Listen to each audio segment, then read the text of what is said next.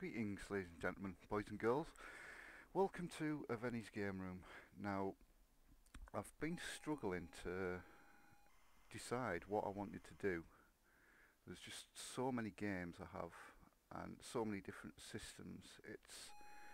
It's been a bit of a difficult decision trying to decide what games I want to review and what systems and so on. So what I thought I'd do is I'd do an introduction, let people know a little bit more about me, why I started the channel, things like that. So basically what I did was I made a couple of intro videos to start off my channel and then sort of hit a brick wall.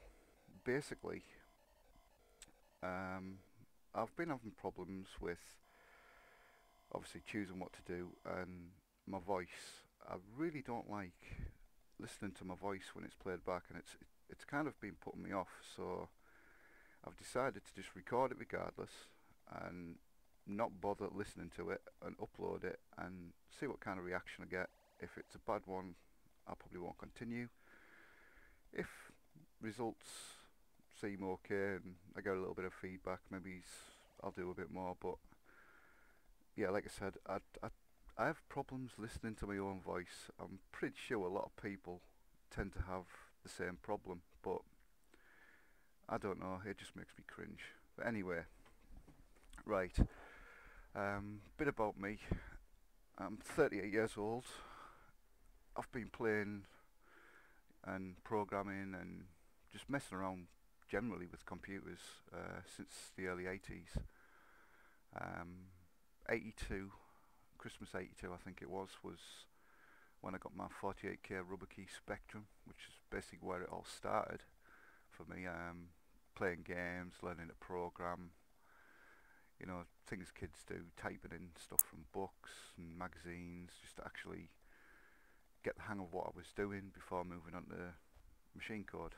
A couple of years later, that was followed with a Commodore 64, and I went through the same sort of rigmarole there as well. It was playing the games, learning the program, and moving over to machine code instead of basic, and it was a lot of fun.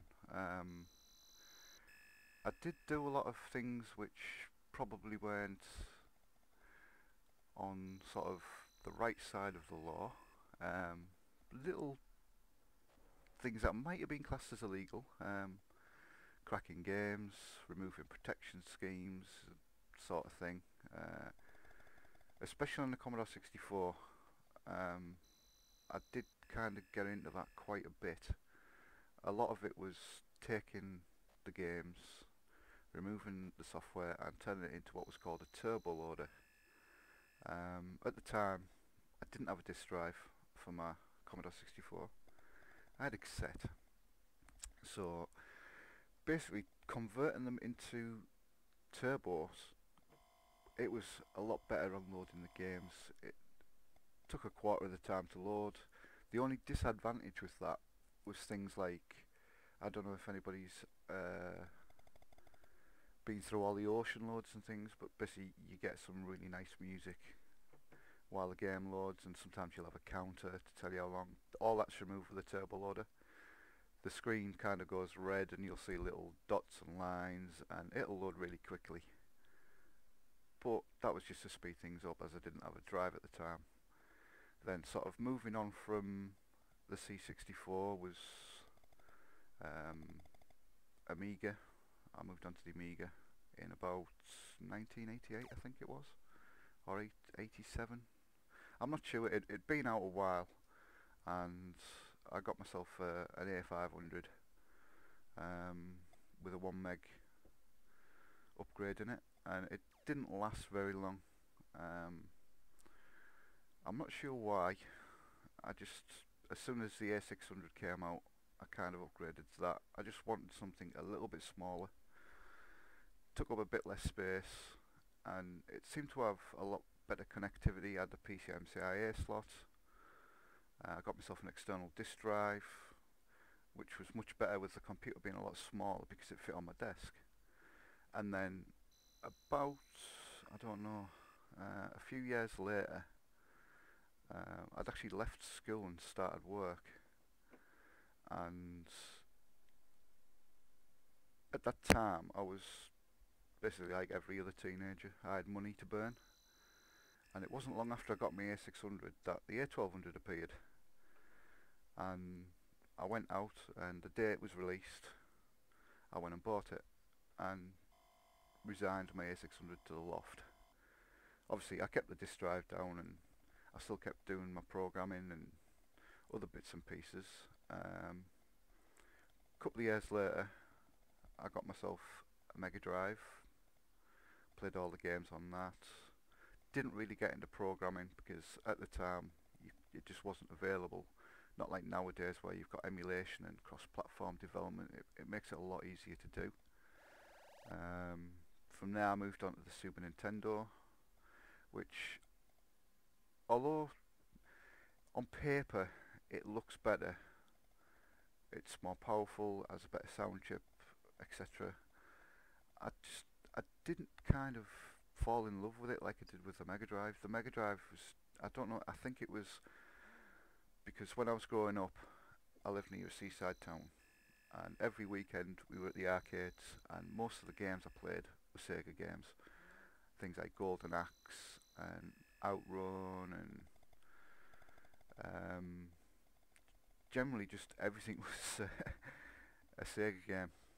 And obviously there was some that weren't, things like Double Dragon and Gauntlet, R-Type, but the majority of the games I'd say were from Sega basically. There was other stuff I enjoyed from the arcades like APB. What else was there? There's quite a few. I mean, we spent hours and hours in the arcades just moving around the different games. It wasn't too expensive. I mean, we could put 10 pence in Double Dragon, me and my friend, and complete it on 10 pence, which was really good because we had about £1.50 to spend. So it made sure that it went quite a long way. For our £1.50, we spent a good 6 or 7 hours in the arcades just playing different games and having a good time. But back to the SNES, I don't know what it was. I liked Super Mario World. There was other games that I liked. I loved Mario Kart. I thought Mario Kart was absolutely amazing. It it just it was so much fun for us. I think mostly because we never played it alone. We always played in a little group. Um, you know, have a bit of a drink, maybe order a pizza, spend a night in playing on Mario Kart and other bits and pieces, and then sort of a couple of years down the road came the PlayStation. We spent a lot of time on the PlayStation. We got a multi-tap, playing the football games, 4 of us. There was a lot of other games we used to play, especially Gran Turismo and Ridge Racer, and there's just a lot of really good titles for the PlayStation. Things like Resident Evil, and the list is just massive. But still, it was kind of sort of taking rivalry with my PC at the time.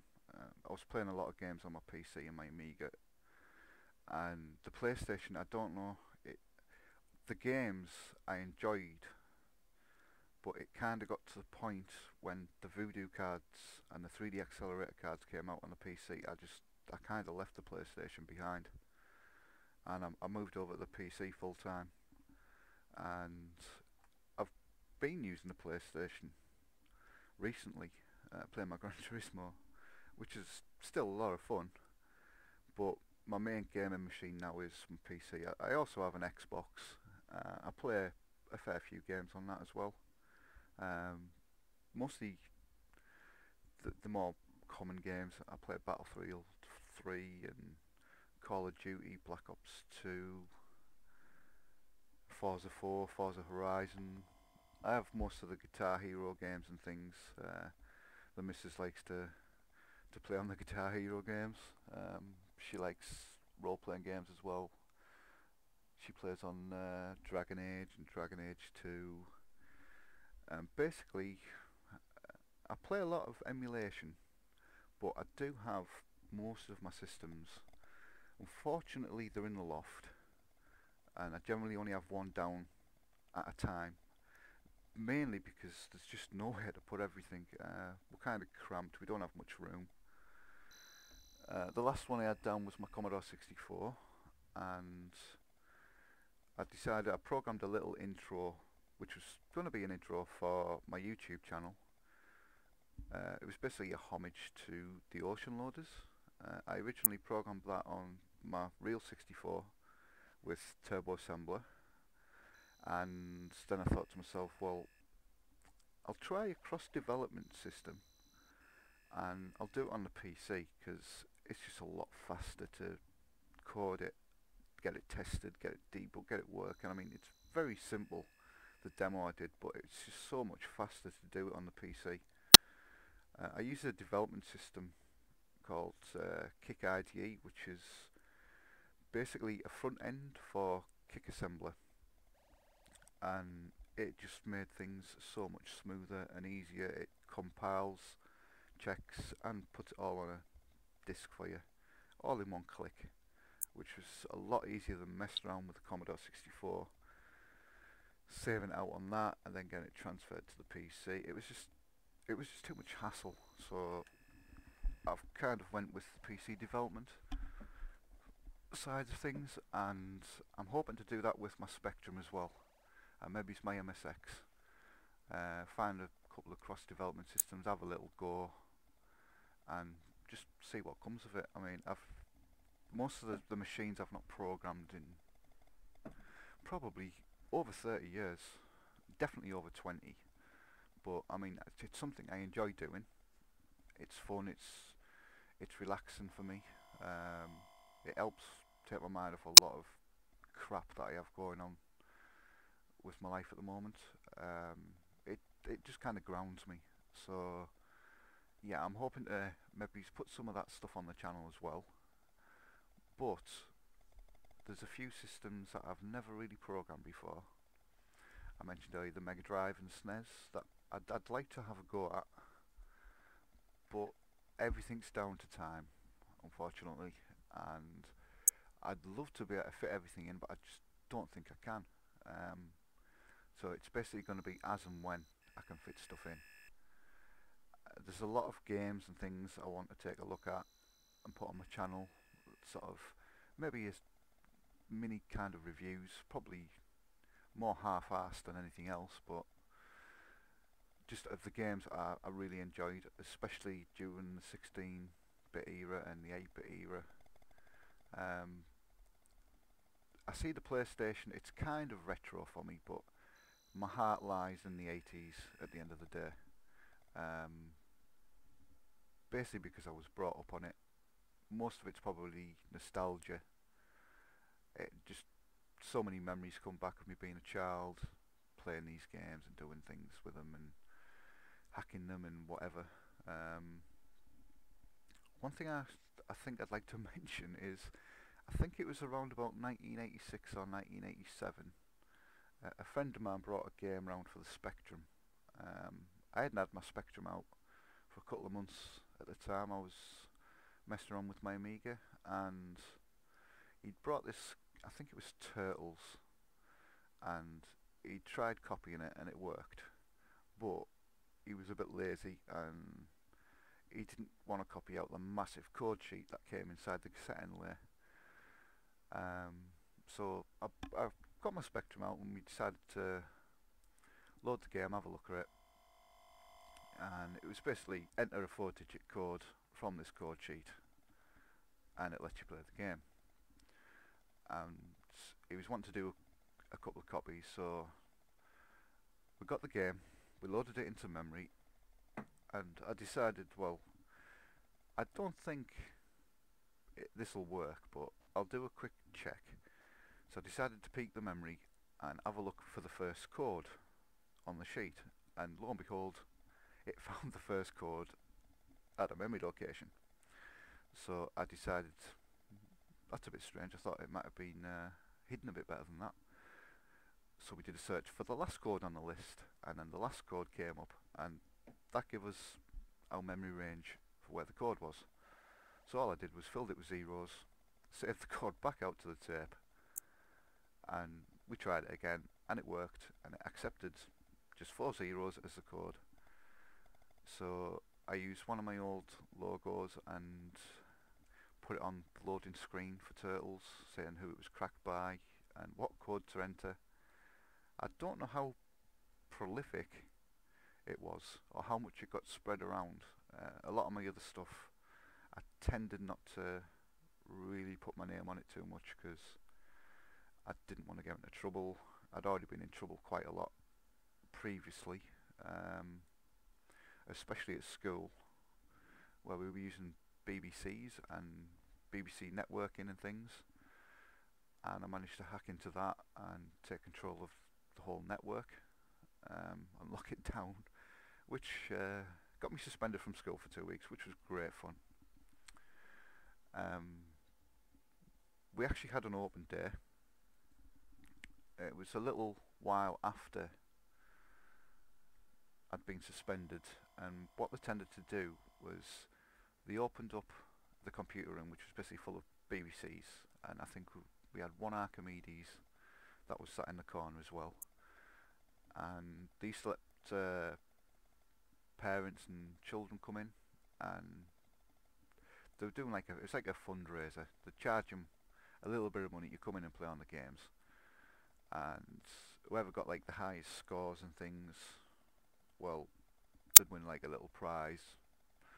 And I remember one of the games, it was a karate game. I'm not sure which one it was, but it was wrote in BASIC, so I decided to alter the code for it and made player 1 invincible, and decided that I'd be player 1 for a while and no one could beat me. And yeah, I got into trouble for that as well, but it was a lot of fun at the time. I didn't expect well, you never expect the repercussions of what you do when you're younger. You just tend to go with the flow, and you don't really care about the consequences. But yeah, it got me into a lot of trouble.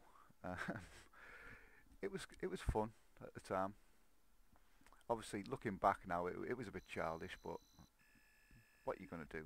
Kids just want to have fun, and for some it's playing football or whatever, but for me it was messing around, taking things apart, programs, computers. But yeah, it was a fun time for me. Through the 90s, as I was going through there, it wasn't so much fun anymore. As I reached the age where I started working, I was working for a little while, and I decided I didn't want to do that. So I went to college, excuse me, and I was there for a little while, but I managed to get myself expelled for fighting. Bit of a bad-tempered git at the end of the day, and yeah, I got removed and expelled from the college for fighting.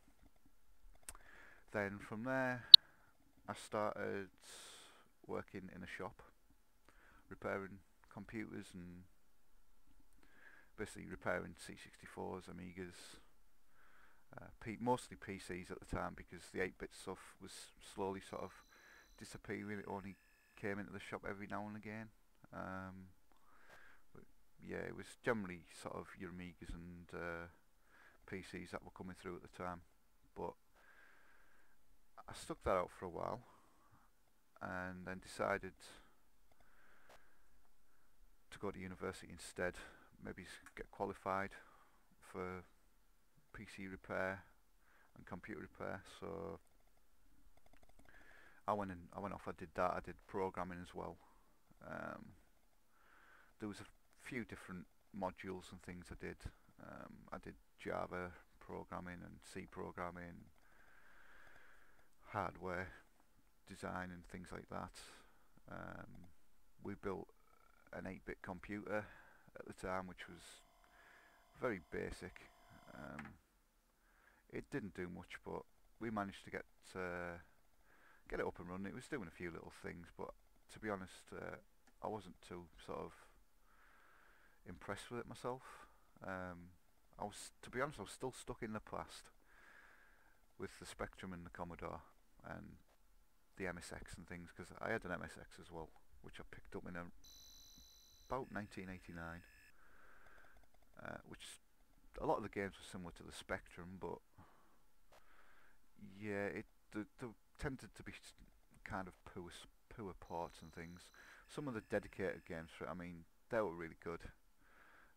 Things like Metal Gear started out on the MSX. A lot of things did, as it was quite big in Japan. Then after university, I started back in another shop, repairing computers and things. PlayStations were coming in, repairing the lasers on them, and it wasn't much fun doing the PlayStation. I wasn't too keen on doing the PlayStation. I spent more time putting mod chips in them than anything else. But yeah, I continued with the PC, and that went on for a few years, and then I ended up having a few, let's say, issues, mental issues, and I ended up losing my job. Not going to really go into it, but yeah, a few things, severe depression and whatnot, which I still suffer a lot from at the moment, but I'm not going to go into that. Yeah, basically at the moment I'm sort of trying to relive my youth and getting back into programming the old 8-bit computers. At the moment it's mostly the Commodore 64. I've just been messing around, just doing little bits and bobs. I've tried to get some of my old code off my discs and my tapes. Some of it's just not working properly. I think it's just the age of the tapes, and some of the discs just won't even read anymore, and there's errors all over the bloody things. So it looks like I'm going to have to start a lot of it from scratch, to be honest. I do have a lot of code in Loft, but I don't think I actually have any full programs. A lot of it was sort of, as I was coding, I was writing a lot of things down. Basically, just to jog my memory, to be honest, and help me remember different things at the time until it sort of all sunk in. So I don't think I have any source code that I can just pull over to the PC and convert it into my cross development system, which is rather unfortunate, but I've decided I'm gonna still keep doing the C64 and Spectrum programming. I haven't got round to the Spectrum programming yet, or cross development on it. I'm hoping I can load in a few of my tapes straight into the emulators I have of things that have my own code on it. I do remember some programs were typed in, which obviously wasn't my code, typed in from magazines, and there was a publication by, I think it was Marshall Cavendish, called Input. There was a few things I typed in from that, but obviously they tended to use a lot of BASIC, which I wasn't really into. I was more into the machine code side of it. BASIC was just too slow. You couldn't do anything with it, really. Most of the games I saw in BASIC were text-based games. Admittedly, some of them were a lot of fun. I remember, I think it was Football Manager. That was programmed in BASIC. I used to play that a lot with my friend. There was a cowboy game by Firebird. The name escapes me at the moment. I think it might have been the Wild Bunch, where basically you played a little cowboy and you'd been accused of murdering somebody and you had to prove you're innocent by hunting down the murderer, which was a lot of fun, even though it was programmed in BASIC. But yeah, I preferred the machine code stuff. I did. It was a lot more enjoyable for me. I think it was just the technical challenge of it, which Basic I found too simplistic. It it didn't offer any sort of challenge. It just I don't know what it was about Basic. I've just never enjoyed coding in Basic at all. The closest thing to Basic that I've programmed in obviously was C and Java. I still prefer my machine code. I don't know why. Maybe I'm a glutton for punishment. Um, it's I don't know what it is. At the end of the day, it's just I've just never ever liked Basic. It's always been the machine code. I always go back to machine code at the end of the day.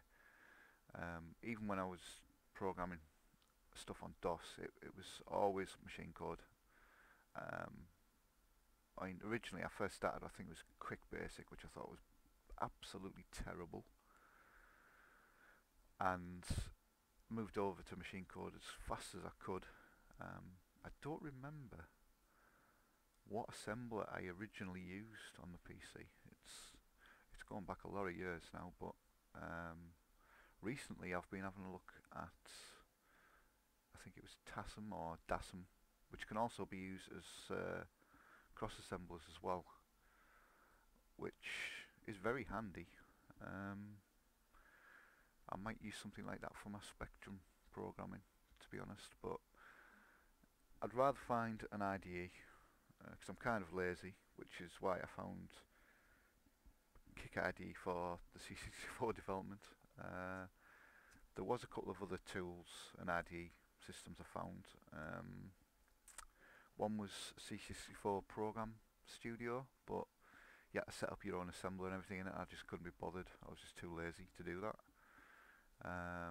Another one was called Tommy Gun, and I think that was the same kind of thing. You have to use your own assemblers and set it all up, and I really couldn't be bothered, and I was just too lazy. It doesn't really show me in a good light, but yeah, I'm generally a lazy person, and I just like to sort of, if I'm doing any code, I just like to get stuck in. I don't want to be setting up development systems. I just want to be able to turn it on and go, just like the old 8-bit computers. Yeah, you turn it on and it's there. So I stuck with the Kick IDE, and I'm going to try and find one for the Spectrum as well. If I can't, I'm going to be stuck with using something else, which at the end of the day I don't mind, because I do enjoy the programming. I think I've rambled on a little bit too much, to be honest. It's been quite some time. I must be getting close to the 30-minute mark of just rambling randomly. I do apologise. None of this is scripted. I decided to just do it live, record it. I'm not going to bother editing. I'm just going to put it up there and see see how it goes. See if I get any sort of positive feedback or not. I am going to compile a list of a few games for me to have a look at, and do maybe sort of mini reviews, like I said, from the system itself. It's a big list, so I don't want to just choose my favourite games, because that's kind of what everybody does. I'd like to have a look at some of the more obscure games. There's one of my favourite games I like on the Spectrum, which I may actually have a look at first before anything else. That's called Mrs. Mop. I'm not sure if a lot of people have heard of it or not, but I think it was around about 1984 85. Maybe it's a bit earlier or later when I got that game. Actually, I'm sure it was 84, and it was just one of those games I played, and my mother played it with me. And it was basically, you had a room and you kept it tidy. Yeah, I think that's probably going to be one of my first games. I'll compile a few different games that sort of I enjoyed. I'm not just going to go for the popular ones. Um, and I'll see about doing some mini reviews. Uh, yeah, I've gone on a bit too long. I do apologise. I'm going to have to cut this short. I don't want to bore people to death. Yeah, thank you very much for listening, and I hope you enjoyed this waffle, I suppose it is. Completely unscripted gibberish.